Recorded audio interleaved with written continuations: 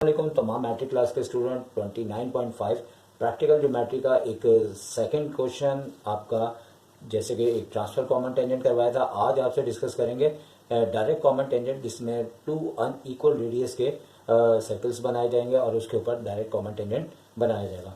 Start करने से पहले ये मैं बताता चलूँ कि 5 हमारे वर्किंग ऐसी हैं कि जो ट्रांसफ़र और डायरेक्ट की दोनों की सेम है, और जहाँ तक सेम है वो आपको बताऊंगा, और जहाँ से वो चेंज हो जाता है वो भी आपको मैं बताऊंगा।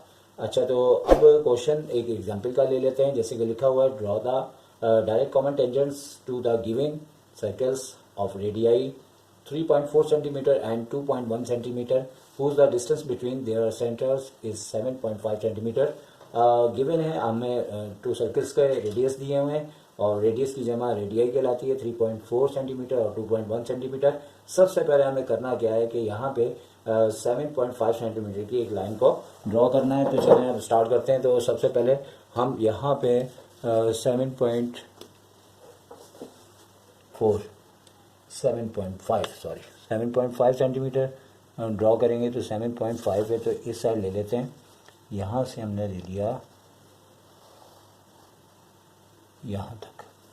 अच्छा, यहाँ ए पॉइंट हो जाएगा और यहाँ पे बी पॉइंट हो जाएगा। और उन्होंने कहा हुआ है कि जो बड़ा सर्किल है वो आपने लाजमी तौर पे ए पे बनाना है, यानी उनकी तरफ से ये जो है आपको ताकीद है कि आपने बड़ा ए पे बनाना है, और अगर मर्ज़ी पे छोड़ दें तो मर्ज़ी आपकी, जिस पे चाहो बना लो। अब ए पे हमें एक मेजर करना पड़ेगा। 3.4 रेडियस है, जो कि एक बड़े सर्किल का 3.4 के लिए। यहाँ देख लें, आपने अपने स्केल को देखते हुए यहाँ पे इसको 3.4 के लिहाज से ओपन करना है, और ए पे रखते हुए हमें एक सर्किल बनाना है। और इसी तरह एक अब हम 2.1 का भी एक मेजरमेंट करते हैं, और 2.1 यानी कि 2 से एक पॉइंट आगे, और पॉइंटों का फ़र्क होता है बड़ा, आपको आंखों का इस्तेमाल करते हुए ध्यान से लेना होगा, क्योंकि बहुत पॉइंट के अंदर थोड़ा थोड़ा सा ही फ़र्क होता है। अब 2.1 रेडियस का एक सर्किल ड्रॉ करना है, तो ये भी हमने ड्रॉ कर लिया। तो अब इसके बाद ये सारे पॉइंट्स ट्रांसफ़र कॉमन टेंजेंट में भी ऐसे ही बनेंगे। और अब हमें क्या करना है कि ए और बी का सेंटर का पॉइंट मालूम करना है। उसके लिए हम हाफ से ज़्यादा इसे ओपन करेंगे। अगर नहीं करेंगे तो वो दोनों लाइन आर्क जो है वो आपस में कट नहीं होगी, एक ऊपर की जानिब लगा देनी है और एक नीचे की जानिब।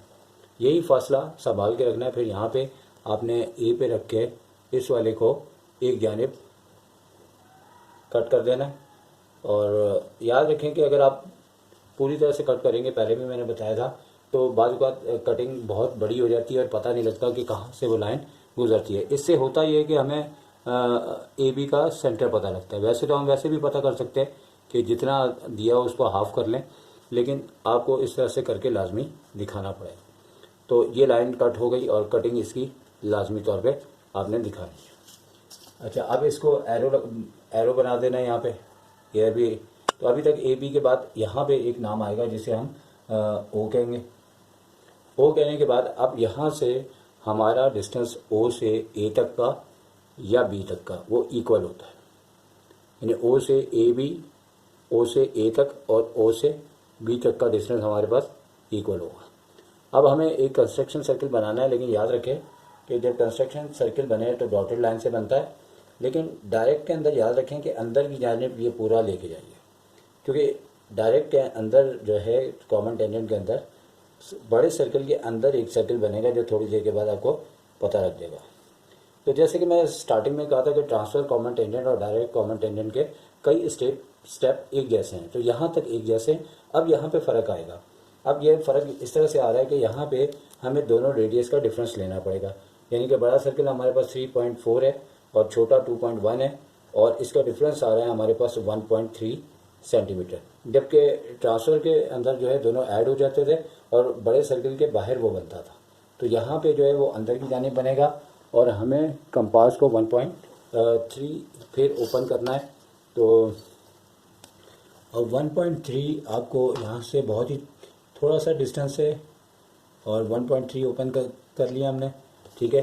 पेंसिल की नोक भी अगर मोटी हो जाए तो एक आध यूनिट का, तो वहाँ से भी फ़र्क आ जाता है।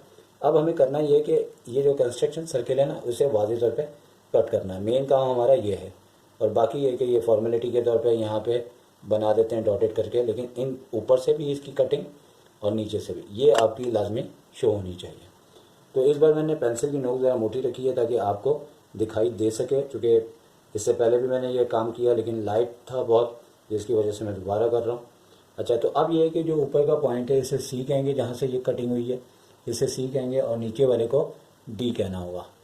अब इसके बाद हमें करना ये है कि रियल यानी कि सेंटर से ए से लेके इस पॉइंट को मिलाते हुए हमें जो है रियल सर्किल तक जाना है, और इससे हमें पता ये लगा कि यहाँ से हमारा जो है टेंजेंट गुजरेगा, डायरेक्ट कॉमन टेंजेंट। इसी तरह ये वाला पॉइंट भी देखते हुए बड़े ध्यान के साथ आपने यहाँ से इस पॉइंट को मिलाते हुए यहाँ तक आना है।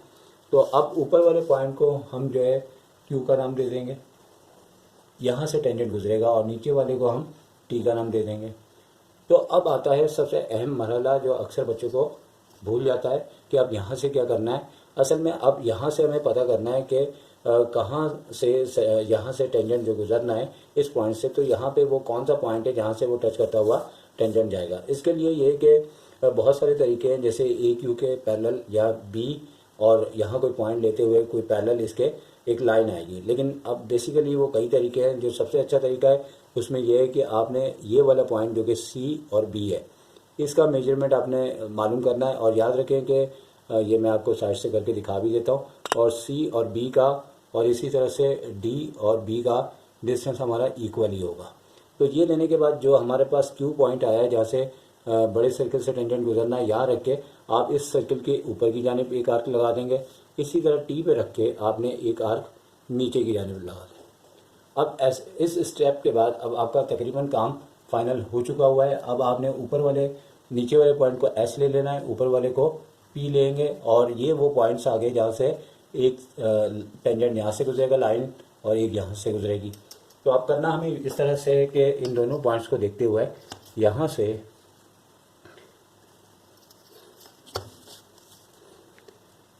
दोनों को टॉप पे रखते हुए, यानी कि यहाँ से और यहाँ से दोनों को टॉप पे रखते हुए एक सर्किल